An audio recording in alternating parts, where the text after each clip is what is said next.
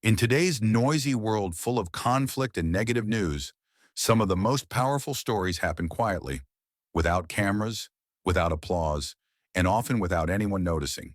But every now and then, one of these stories touches something deep inside us. In 2025, more than 3,000 Israeli students chose to study, not in Europe or North America, but in the Philippines. And they didn't come for a vacation or a short exchange program. They came for something much more meaningful. What's surprising is that hardly anyone is talking about it. This isn't just a story about studying abroad.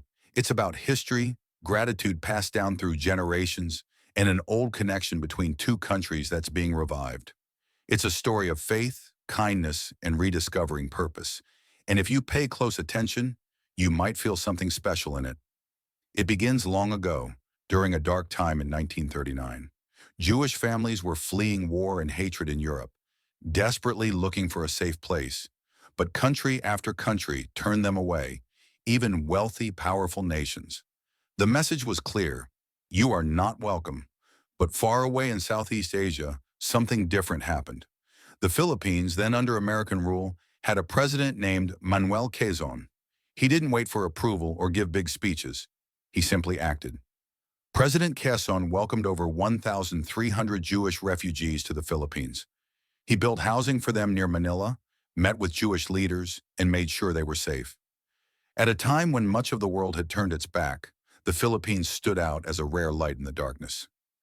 Imagine being told no everywhere, then suddenly hearing a yes from strangers who owed you nothing. The people of the Philippines opened their hearts and homes. Manila and the town of Marikina became safe havens. Those who were saved never forgot. Today, their memory lives on in a monument in Israel called Open Doors and in streets named after Filipinos. But more importantly, the story lives in the hearts of their children and grandchildren. It's not written in textbooks, but remembered in family stories and passed down through generations. President Quezon didn't save everyone, but he saved enough to make a real difference. And that act of kindness planted a seed that would grow over time. Because true kindness doesn't always make the news, but it creates lasting legacies. But for many of these students, something unexpected happens. What starts as a practical choice, like affordable tuition or learning in English, often becomes something deeper. It turns into a feeling they can't quite explain, a sense of connection, a sense of home. Because this journey isn't just about getting an education. It's about returning to a country that once opened its arms to their ancestors and realizing those arms are still open. It's about finding a home in a place that once felt far away, but now feels strangely familiar. Today, the faces are new, but the feeling is the same. It's about connection, remembrance, and quiet gratitude, not shown through big events or news stories, but through simple acts of kindness, a shared smile, a hot meal, a friendship that starts in a classroom and grows from there. That legacy, started by President Quezon over 80 years ago, is still alive today, not through headlines, but through young people who remember and who choose to build something beautiful now in honor of what happened then. 3. A place called home. These are real stories from real people. Meet Daniel, 23, from a small town near Haifa in northern Israel. When he first looked into studying abroad, he wasn't thinking about history or gratitude. He just wanted to study medicine without going into debt. That's what led him to the Philippines. At first I came for the cost, he says, but I stayed for the people. He remembers his first day of class. Filipino students smiled at him, not just to be polite, but warmly, as if he already belonged. I felt seen, he says, not just like some foreigner. I felt like I mattered. A jeepney driver remembered his name after one ride. A canteen worker saved his lunch when he came late. They care, he says. They notice the little things. Then there's Shira, from a traditional Jewish family in southern Israel. Before coming to Davao, she saw herself as shy and reserved. But something changed here. People here live with open heart, she says. It made me want to open mine too. She studied environmental science, but she also started organizing weekend cleanups with local kids. I found joy here, not because people try to be happy, but because they just are, even in small things. And Eli from Jerusalem came to Manila just to improve his English. He expected to feel alone, but he wasn't. Within weeks, he was volunteering at a local community center. One night, he went to a karaoke event for students. "I didn't think anyone could out-sing Israelis," he laughs, "but Filipinos did. They sing with their whole soul." He even tried singing in Tagalog. "I didn't know the words, but no one cared. We just sang and laughed. And for the first time in a long time, I didn't feel like a foreigner. I felt like I was home." These stories aren't rare. Walk through universities in Cebu, Davao, or Manila, and you'll see Israeli students and Filipino friends eating together, studying late, or celebrating birthdays. Not as tourists, but as part of something real. There's no spotlight, no big announcements, just friendships, quiet understanding, and lives slowly becoming woven together. Because when the world tries to divide us, it's these everyday stories that remind us we're all more alike than different. We all want to belong, and sometimes we find that belonging in the most unexpected places, sometimes even halfway around the world. 4. Biblical clues. Could the Philippines be Ophir? The Bible speaks of a mysterious land called Ophir, known for its riches, gold, precious stones, and rare wood. In 1 Kings 10:11 and 2 Chronicles 9:10, it says King Solomon's ships returned from Ophir, carrying treasures used to build the temple of the Lord. But one question has remained for centuries. Where exactly was Ophir? Some scholars believe it might have been in India or near the Arabian Peninsula. Others have started to wonder, could it have been somewhere else? Some people once thought Ophir, the mysterious, wealthy land mentioned in the Bible, might have been in Africa. But now more researchers and even some Israelis are starting to wonder, what if Ophir was actually the Philippines? At first it might sound far-fetched, but the clues are surprising. Before colonization, the Philippines was already rich in natural resources. Gold wasn't just found, it was carefully crafted into jewelry and tools. Island communities traded spices, resin, and strong hardwoods long before the Spanish ever arrived. These are the same kinds of treasures described in the Bible as coming from Ophir. And the geography? It makes sense. If ancient ships sailed from the Red Sea and followed the monsoon winds southeast, they could have reached the Philippines, especially Luzon, which was already a busy trading center back then. Then there's language.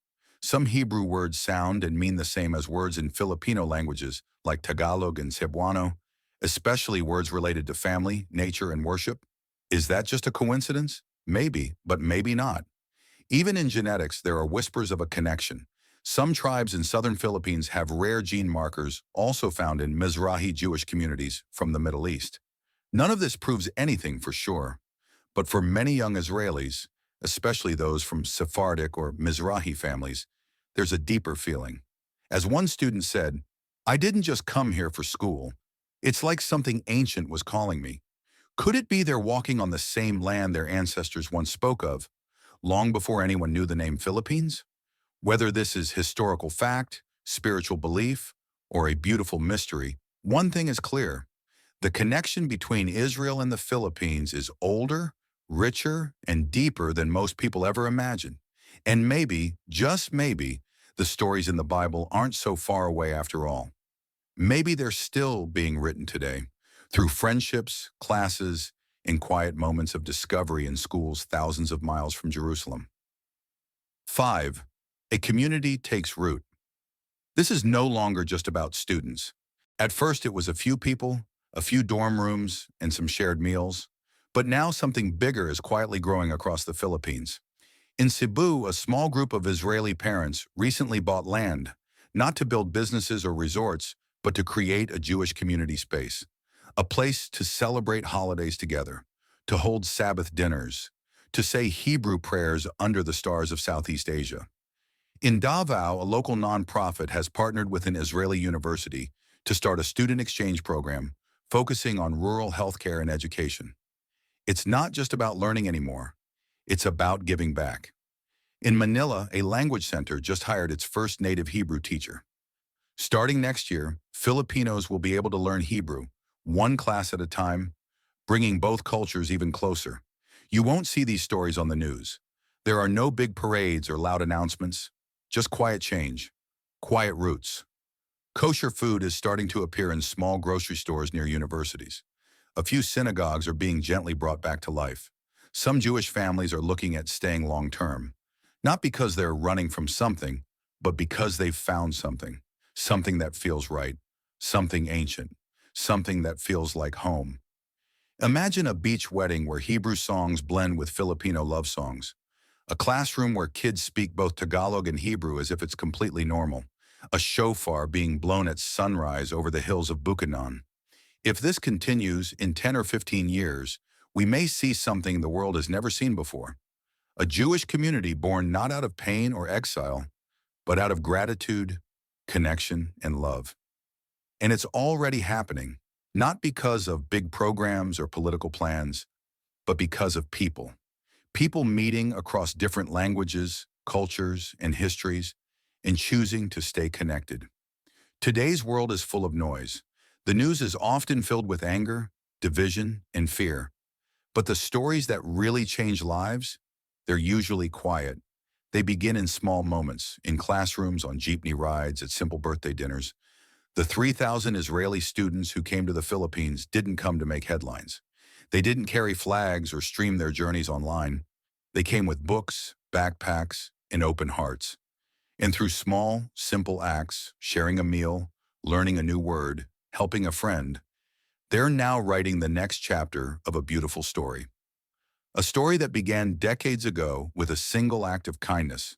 A story about strangers becoming family. About a country that once said yes when the rest of the world said no. And how that yes still echoes today in a new generation choosing to give back. You don't build peace just through politics. You build it when someone remembers your name after meeting you once. When a classmate teaches you how to say Masarap with the right smile. When you hear your grandmother's story of escaping danger and realize you're now living in the very land that gave her hope. Maybe the theory about a fear is true. Maybe it's not. But whether it's about history or something spiritual, something special is happening here. Something that feels guided, gentle, even holy. One young Israeli student said, "I feel like this land remembers me." And maybe that's the most powerful part. Not that this story is ancient, but that it's still alive. What about you? Could the Philippines really be the lost land of Ophir? Or maybe, just maybe, it's something even more beautiful. A place where history, faith, and human kindness quietly meet?